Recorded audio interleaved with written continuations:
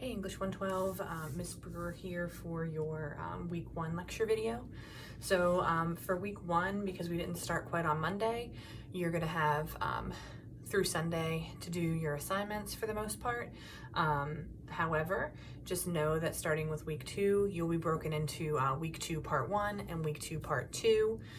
They'll both open up at the same time. But your part one assignments will be due on Wednesday and your part two assignments will be due on Sundays. So just be aware that in this course, you'll have two due dates, weeks 2 through 5. So for week one, because we have the enrollment assignment and the welcome video and all of that, we're just going to do 1 week and through Sunday for this week. So for this week, we're going to talk about how to analyze poetry. You guys are going to participate in a couple of things.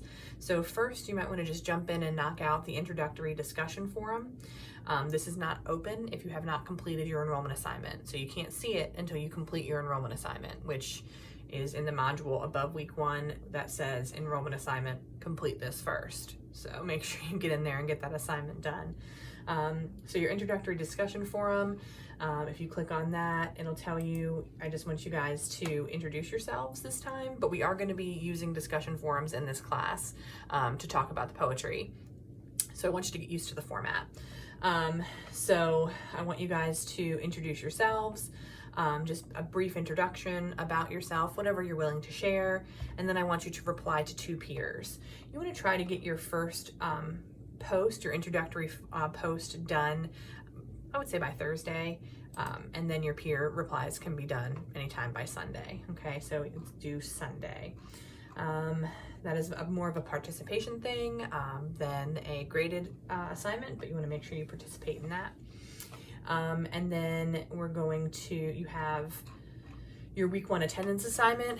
That prompt is in the welcome video. So if you haven't watched the welcome video all the way through, you'll need to go back and watch that to find out what you need to do for your attendance assignment for this week. And then you guys have 2 journals that you're gonna do.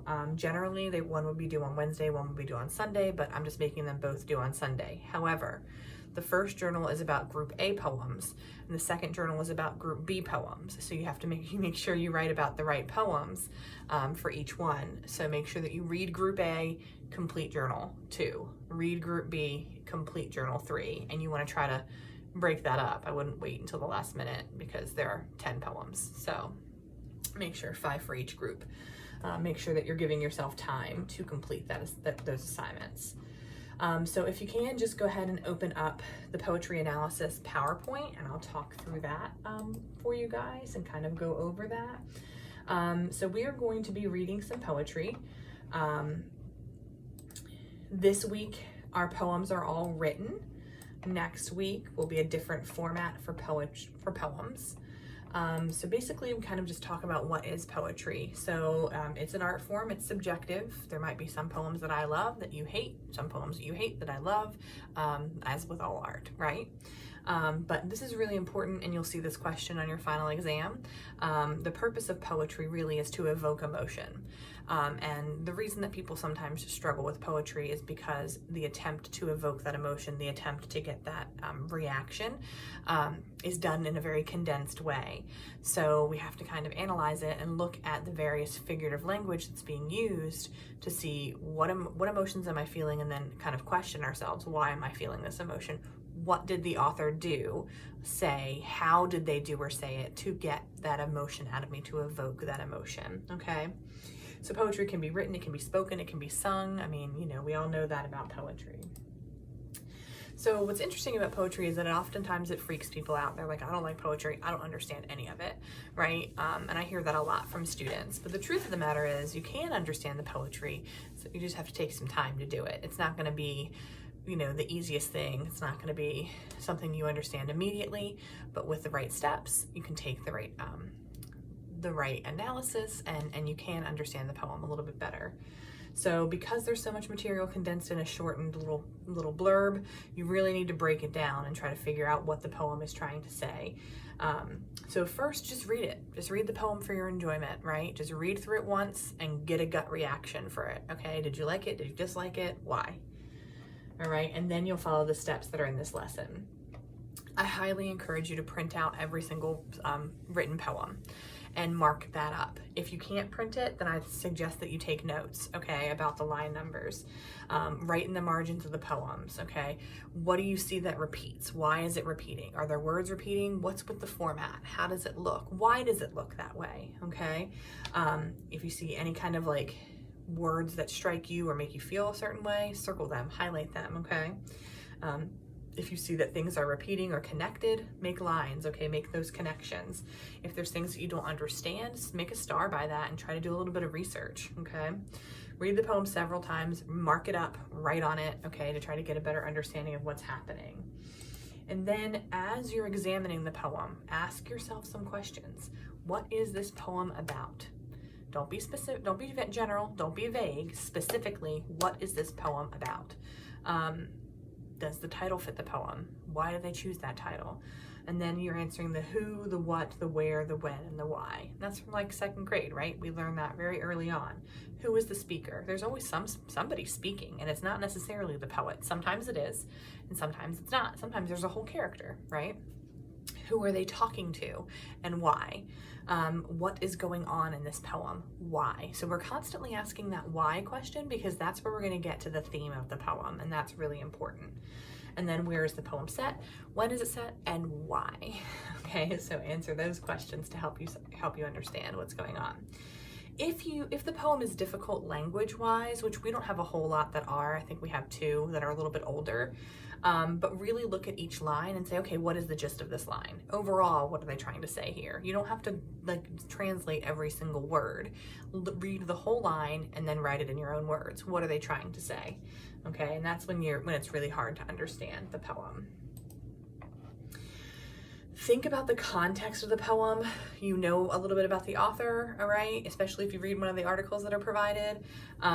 Look for if they mention other things, times, events, things that have happened, other pieces of writing, historical events, those types of things. Look for word choice. If you don't understand a word, look it up.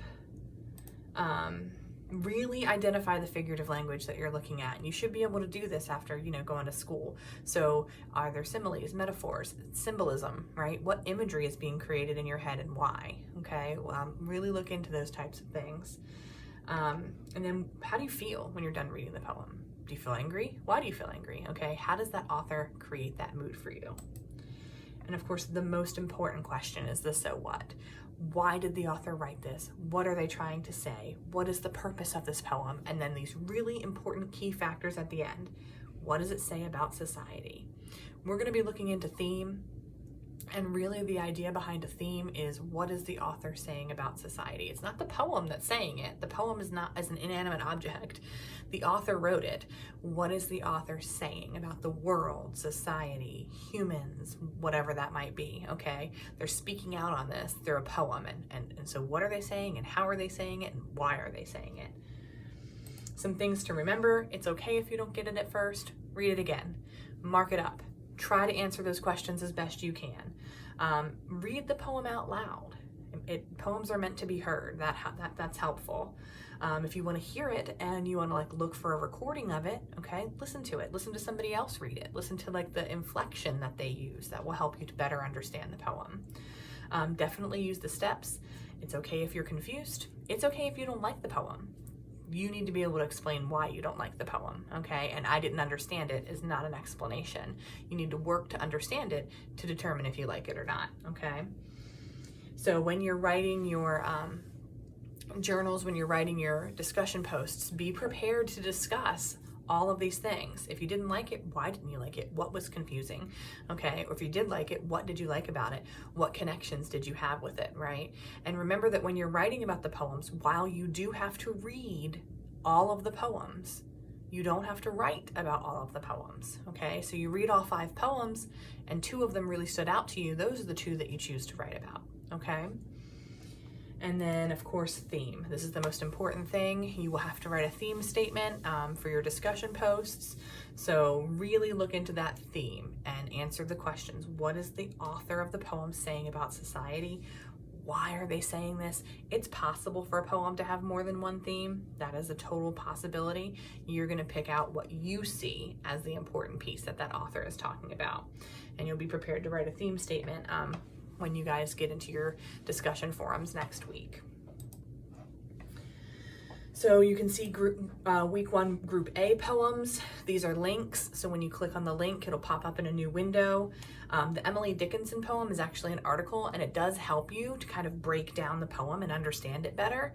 And I purposefully included that. I didn't just choose the poem, I included that article so you can kind of read through it and understand that poem, and you can get an idea of how to do that for future poems, okay? Then you have Greenleaf Whittier with the Barefoot Boy. That's probably the longest of the poems. So you might want to give that one a little bit of time. County Cullen's Tableau, while it's short, it says a lot in that short period of time. Make sure you're reading everything with the Battle of Landlord, okay? Read all the information that's there. And I Look at the World, you'll see you have 2 poems by Langston Hughes for Group A. But you also, so you'll read Group A's poems, right? Then you need to answer Journal 2. Okay, when you answer Journal 2, I ask the questions to help guide you. It's a 200 to 300 word paragraph, okay? So don't like bullet the questions, all right? Write a paragraph about the two poems that stood out to you the most for Group A. Then when you get into Group B's poems are more modern, and some of them are a little bit more aggressive than Group A. Okay, so be prepared for that. And I really want you to think about what are they commenting on about in the world. And then you might be able to make some connections from Group A to Group B and find some similar themes. That's eventually where we're going. When you guys write your literary analysis paper on the poetry, you're gonna look for a common theme throughout the poetry. You'll pick some poems that have a common theme and you'll analyze that theme. Okay, so you'll have Caged Bird, poem by poem, We Are Not Responsible. I will let you guys know that Poem About My Rights can be triggering. If you get triggered by anything talking about sexual assault or anything like that, you can skip that poem. But if not, please do read all of the poems from both Group A and Group B for this week. So to recap, you guys are participating in the introductory discussion forum. You'll watch that video about why poetry doesn't suck.